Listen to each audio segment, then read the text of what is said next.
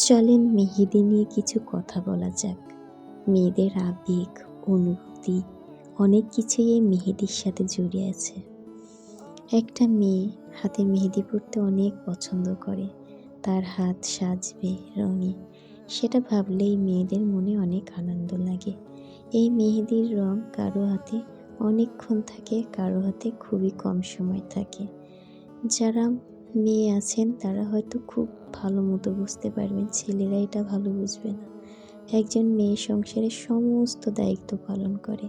তার হাতের মেহেদির রং এই দায়িত্বর কারণে খুব তাড়াতাড়ি মুছে যায়। আবার সেই একই মেয়ে যখন মা বাবার কাছে থাকে, তার হাতের মেহেদির রং অনেকক্ষণ থেকে যায়, কারণ তার সমস্ত দায়িত্ব পালন করে তার মা।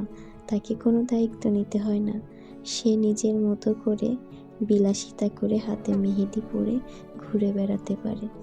মেয়েদের জীবন তখনই সুন্দর থাকে যখন তারা মায়ের কাছে থাকে। মেয়েদের জীবন তখনই এলোমেলো হয় যখন তারা নিজের সংসার করে, নিজের যত্ন নিতে ভুলে যায়। দিন শেষে আয়নার দিকে যে একবার নিজেকে দেখবে সেটাও দেখতে পারে না সময়ের